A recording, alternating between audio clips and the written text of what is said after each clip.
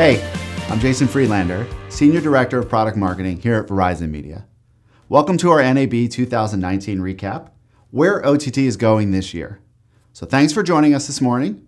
And, of course, if you have any questions during the presentation portion, please use that chat box to the right of the webinar to submit them, and we'll make sure we take some time at the end to go through those questions. So let's get started.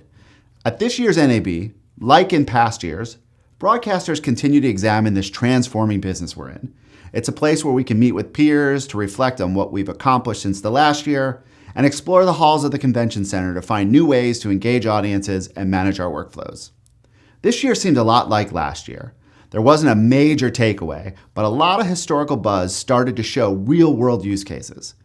For instance, if we take a look at AI and machine learning, there was less hype around those terms individually and more absolute value demonstrated by real working use cases that can scale into a mainstream mature offering that can attract and retain viewers for any type of content owner.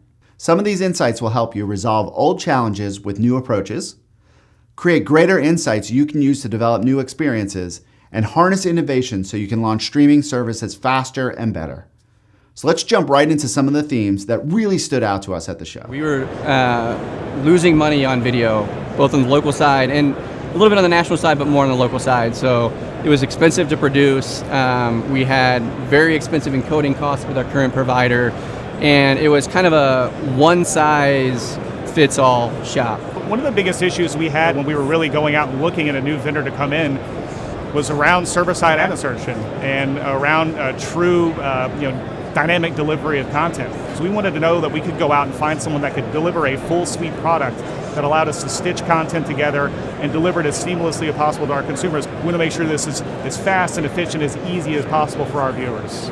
I think we're really moving into a position now where services are up, services are running, people are monetizing, content's being aggregated, but the user experience is the same as television and VOD. Competition for audience. How do content owners attract, or even better yet, keep the attention of their audiences? Our customers have various problems to solve for, but it really comes down to data and how to understand it or what to do with it when we're talking about these new experiences. This creates challenges in not only audience data and content data as well, but customers need to know how to enrich content metadata, collect audience metrics both from the client and the server, and most importantly, understand the ad data, which kind of combines both those previous issues. Our customers have access to massive amounts of these types of data, but they struggle to do anything impactful with it in order to make meaningful decisions, let alone ingest, validate, join and normalize other data sets across various vendors and/or ecosystems. At the show, we introduced a new product feature to help you resolve this challenge. Insights is our effort around big data. Not only built to ingest and process and validate trillions of streaming data points across our system, but it also joins and structures our data with second-party and third-party data, producing powerful, actionable insights for your business. This gives you actionable data across the following categories. Ad intelligence. This helps expose the workflow from the moment ad breaks are triggered through our server-side ad insertion until ad delivery, including impressions, response size and times, error rates, timeouts, and much more. You'll get great information on what's going on in your ad ecosystem. The second one is around quality of service. We want to offer you the same monitoring capabilities we have internally in our NOC. We want to give you the ability to monitor video delivery health with alerts on system failures, penalty box capabilities, and historical metrics for troubleshooting root causes of issues you see. The third and final one is session insights. Session insights are created because of our Smart Play technology. Every time a user hits play, we create a one-to-one relationship with that user and generate a session log of their viewing time. This will give you the ability to calculate audience size, total simultaneous users, and even things like average duration time and playback starts. Our goal is to create a product that offers you the insights that allow you to better understand what drives value for your business and help you understand where you can create new value and opportunities. Personalization. This has been a talking point of ours for the past few years. This year, we really started to hear the drum for personalization of the user experience beyond just updating the UI, an experience that is truly tailored to each and every audience member. Content owners need to tackle this trend to drive audience both in numbers and retention to help build that brand loyalty. We were able to demonstrate what this future television experience looks like by bringing in integrations on top of our streaming product to add true personalization to every session generated by our SmartPlay technology. So we're going to take a few minutes and we're going to walk through the personalization demo that we showed at NAB. This highlights all our new product announcements, including enhancements to SmartPlay and our integration partners that we had. The idea that we want to show here is that OTT needs to be personalized for that future of television. And what we have here is an experience that's really going to showcase that, from content ingestion through playout, powered by our SmartPlay technology. On this page, we have a video player that's supplied by our partner in TheoPlayer, and a handful of topics that came across. So how did we get these topics over here on the left-hand side of our screen? Well, we have in our account, we have over about 700 assets brought in from Verizon Media. These include things from Build, Huffington Post, Yahoo. And what we wanted to understand was what the relationship was to all these assets. So as assets were ingested through our slicer, we sent them to Microsoft Azure Media Indexer, and we were able to have each one of these assets indexed. And we'll go into a little bit more about what Media Indexer does in the next segment. But what you can kind of see here is the basic information that comes back through Indexer. Over 4,000 lines of metadata for a single asset. It's really powerful what came back. Once those assets came back, we were able to work with one of our other partners, Iris.tv, who is a powerful recommendation engine, and they ingested all the content from our control center, plus all the metadata that was enhanced by Azure Media Indexer. And they were able to come up with this high-level taxonomy that kind of came up with a handful of topics that we were able to correlate together to help show off how recommendations could be handled on a personal level.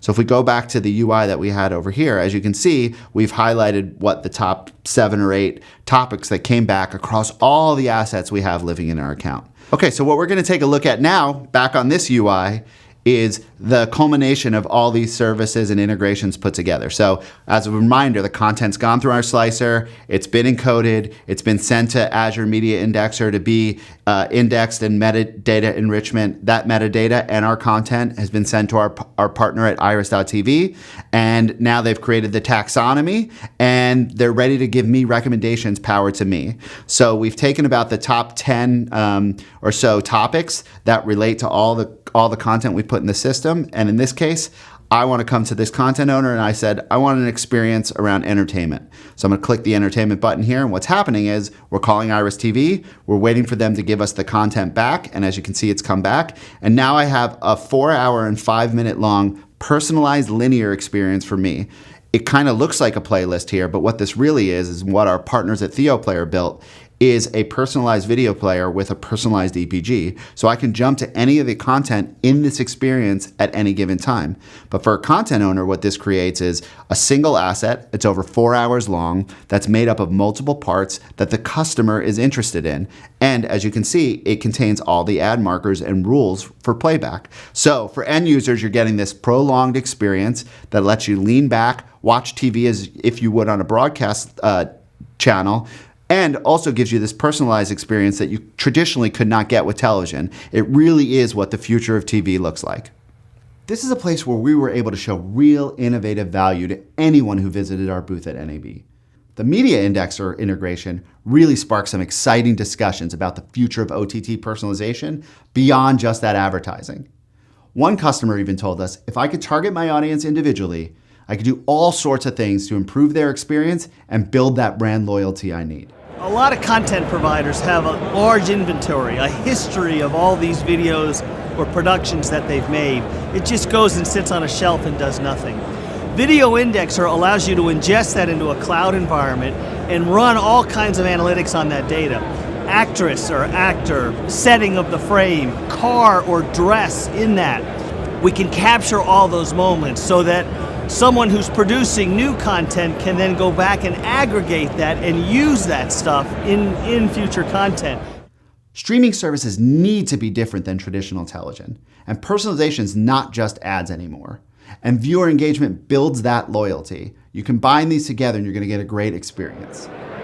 Consumers now have multiple services. and they're using them across all of their devices, just the way that we have always talked about them doing. They're spending significant lengths of time with online services. So for example, the active Roku users are spending 3 hours a day streaming through those devices. So what that tells you is that online TV services are just that, TV services. And this brings me to my last trend, which is OTT is TV. We saw this really come from our partner at Microsoft. They were a major presence at NAB, announcing partnerships with Verizon and many other large traditional television companies. Why is that so important at this stage? Well, it's because OTT is going mainstream. Broadcasters need to scale, create reliable services, and deliver better than cable. And most importantly, they must always be on. We're doing our part by working with our partner Microsoft to bring our enterprise-grade streaming product to their enterprise cloud in order to deliver a service that can scale and deliver more reliable, quality OTT while adding other services like intelligence with their media indexer. Broadcasters still need to deliver 5 nines reliability, but running workflows on the cloud is always going to be a challenge. Colin Dixon will explain why this is so important. So high quality is so critical to people watching video because it really, it encapsulates a great experience, but it is so critical to the video provider because without great quality, they really don't have, I think, a scalable business. The provider that you work with has to be able to provide you with the telemetry on the performance of how your video is doing throughout the whole delivery thread. You've got to know if there is a problem, where that problem is, so that you can know how to fix it. So it is really important to deliver high quality streams because when you look at what consumers are doing today, they are multi-service consumers. In addition to bringing multi-cloud support to video workflows through our partnership with Microsoft, Verizon has also built multi-CDN into our platform. This unlocks potential for customers to have unprecedented control over the streaming experience they're delivering to their end users. It gives them higher quality delivery and global massive reach. Video providers now are providing their services to customers. But what they're finding is that they need to figure out how to optimize their business. They need to figure out how to create a real business that's efficient and delivers great quality, retains customers, and that's a different problem than launching and getting everything working, right? Data, telemetry on how their business is doing, figuring out how they compare to other businesses, what are the areas where they could improve? For example, are they getting people to transfer from being a free trialer to being a subscriber? And then can they keep that customer for a length of time? These issues now are starting to become really important. There are a lot of technologies out there that I'm seeing that can help with that. So machine learning and AI is a big theme. Security is a big theme. There's a lot of concern about content being stolen.